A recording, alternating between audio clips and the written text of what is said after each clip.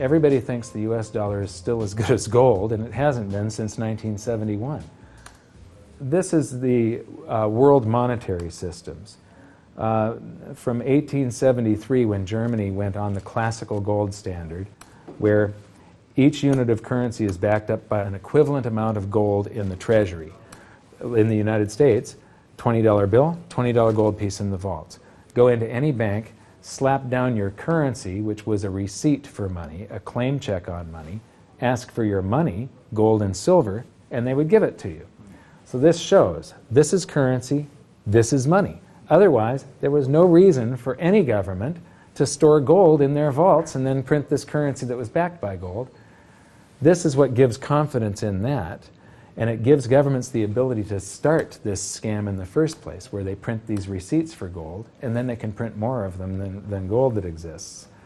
And that happened when we got to World War I, and all the combatants stopped redemption rights. You could no longer go in the bank and trade your pounds, lira, marks, francs, no longer redeemable in gold, and they lit up the printing presses and started printing like crazy. Then between the wars, they went on something called the gold exchange standard, where currencies would be backed partially by gold.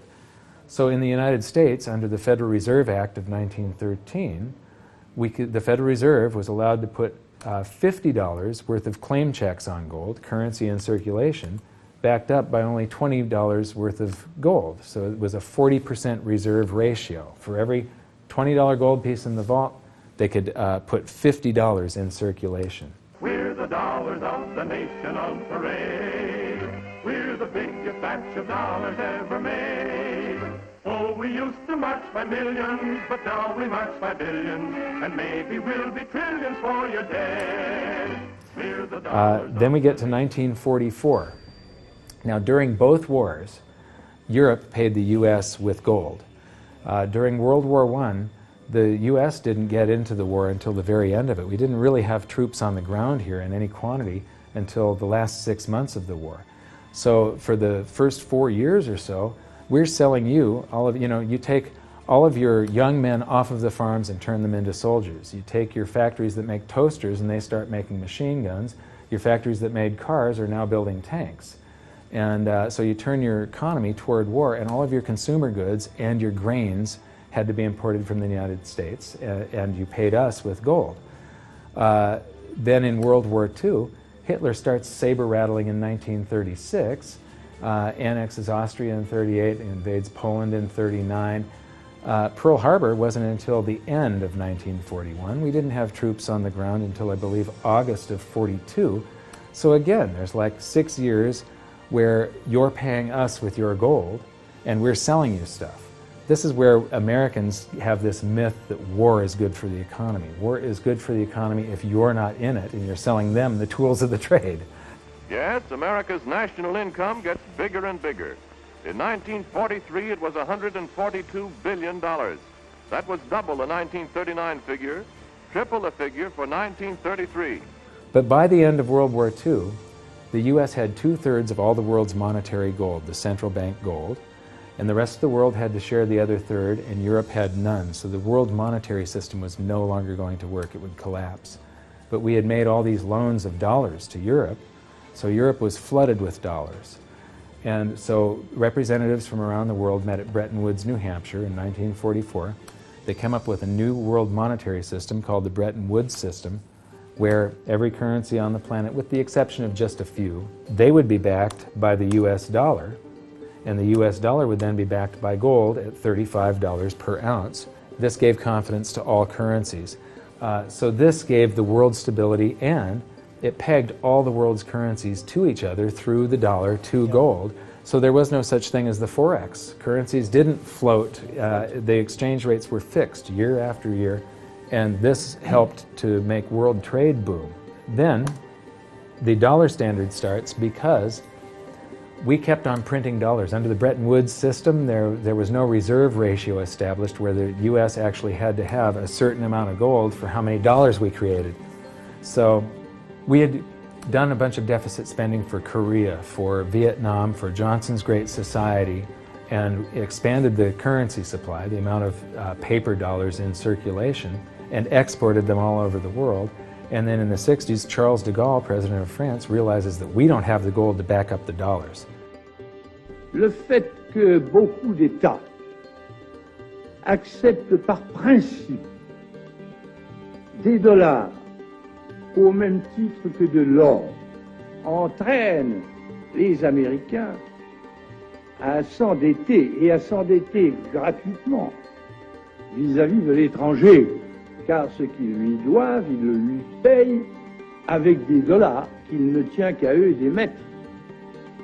Nous estimons nécessaire que les échanges internationaux soient établis comme c'était le cas avant les grands malheurs du monde, sur une base monétaire indiscutable et qui ne porte la marque d'aucun pays en particulier. Quelle base?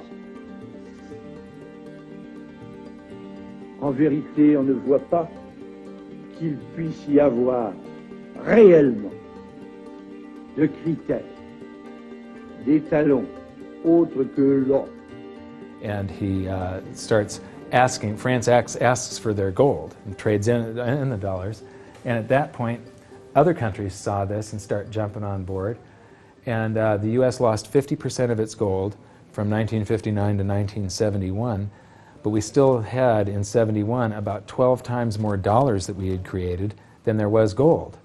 And this run on the bank, basically, the U.S. now being the bank, this is a giant worldwide bank run, because the U.S., for the second time, had committed a fraud and created more receipts for gold than there was gold. It's that simple. And then finally, the markets sort of sensed this.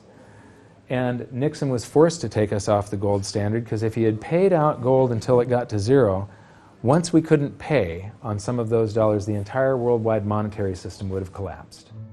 I have directed Secretary Connally to suspend temporarily the convertibility of the dollar into gold or other reserve assets, except in amounts and conditions determined to be in the interest of monetary stability and in the best interest of the United States. In full cooperation with the International Monetary Fund and those who trade with us, we will press for the necessary reforms to set up an urgently needed new international monetary system. And on August 15th, 1971, all the world's currencies became fiat currency. I don't know why the rest of the world didn't rush out and hang him, but they didn't. They just all went along with this. To our friends abroad, I give this assurance. The United States has always been and will continue to be a forward-looking and trustworthy trading partner. There have been thousands upon thousands upon thousands of fiat currencies throughout history, and there isn't one that survived. It is a 100% failure rate. And we started this experiment where all the world's currencies would be fiat currencies simultaneously in 1971. But what we have here, 30 to 40 years, different monetary system, 30 years, 28 years, 39 years plus, what's next? The world is going to have a new monetary system in this decade that we're in. We're going to experience this huge deflationary crash around the world. The world will probably end up on some sort of new monetary system, probably after governments try and print their way out of this and cause hyperinflations of all the currencies, and people will just lose confidence in currency. And what do they always go back to throughout history? Time after time, for the last 5,000 years actually, they always go back to gold and silver. In a world of floating currencies, and that's what all national currencies are today, they bob up and down relative to each other, but they're all sinking relative to gold. That includes the dollar as well as the euro and the British pound and all the others. They're going to continue to lose value, continue to lose purchasing power. Personally, I don't think there's any way of avoiding what is coming. There's no way to fix it right now. There's only a way to either let it wipe you out or to benefit from it. And I want to make sure that it's not just a few of the big investors in the world that are ending up with all the cookies. I want to make sure that there's as many small investors as possible that are benefiting from it, because that's what makes society run.